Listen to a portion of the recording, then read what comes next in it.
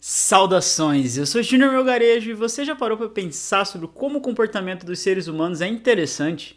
Por que as pessoas fazem o que fazem? Elas fazem porque querem ou simplesmente por reagir a estímulos externos do ambiente? O Igor Dias me perguntou sobre behaviorismo, que é a área da psicologia que estuda o comportamento. E como não temos tempo a perder, hora de puramente em ação.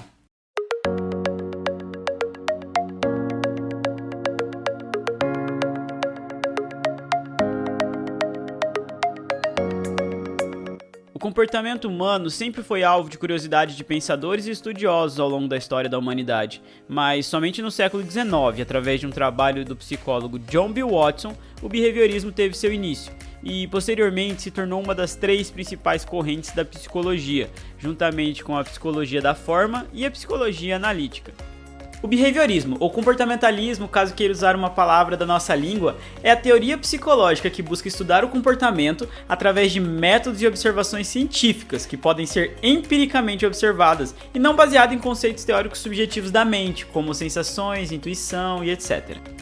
Os estudiosos do behaviorismo creem que o comportamento humano é totalmente condicionado ao ambiente ao qual ele está inserido, de modo que este pode ser predito e até mesmo controlado através de estímulos. E por isso, behavioristas rejeitam o internalismo humano, ou seja, tudo que é relacionado à mente, pensamentos e emoções.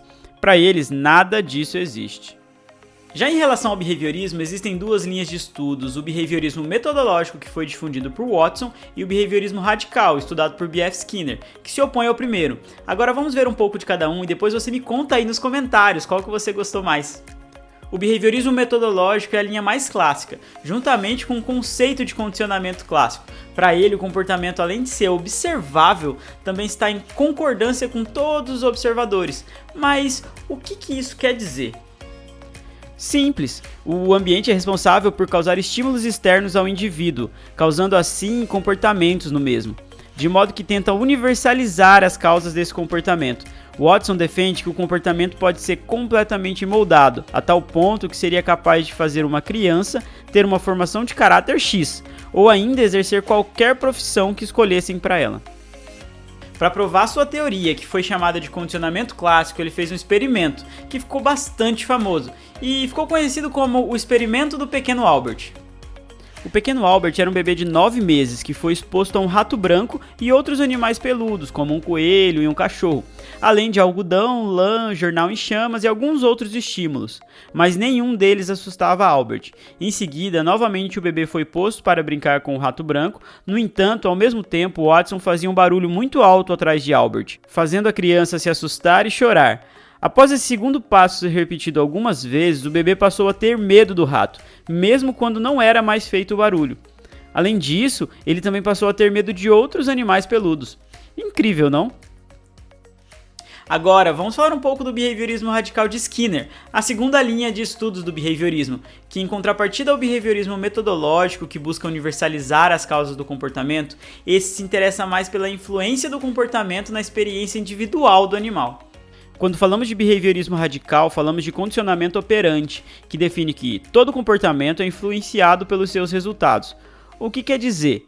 Todo comportamento, isto é, as ações que você escolhe tomar, não são consequências de um livre-arbítrio, e sim consequências dos resultados dos próprios comportamentos. Talvez isso tenha ficado um pouco viajado, né? Mas vamos lá. Skinner acreditava que todos os nossos atos nunca eram de nossa real vontade, sim respostas aos estímulos externos, levando em consideração respostas anteriores aos mesmos atos. Por exemplo, suponhamos que em uma festa você esteja um pouco desconfortável no meio das pessoas. Então você faz uma piada e as pessoas riem. É bem provável que você faça outra piada, pois o estímulo da risada das pessoas foi um reforço ao seu comportamento que causa um aumento na ocorrência do mesmo. Isso também vale para o oposto, caso você faça uma piada e ninguém dê risada, ou ainda fique aquele clima estranho. Isso tem um efeito de punição e diminui a ocorrência de comportamentos parecidos. Skinner realizou experimentos que tinham como objetivo prever o aumento de certos comportamentos através de reforços e reduzir outros através de punições. Um deles pretendia fazer com que uma pomba desse um giro completo para a esquerda, tudo através do princípio do behaviorismo radical, pois sempre que a pomba fazia um movimento para a esquerda, um compartimento de comida abria, provocando um reforço. e isso fez com que o animal fizesse movimentos cada vez maiores para a esquerda, de modo a ganhar alimentos mais vezes.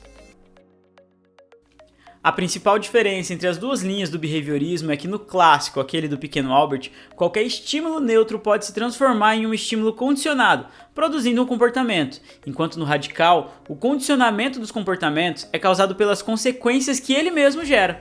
Em palavras mais simples, no behaviorismo clássico, os estímulos são condicionados para produzir um comportamento não controlado, enquanto no behaviorismo radical, os comportamentos são controlados e condicionados por estímulos resultantes produzidos pelos mesmos.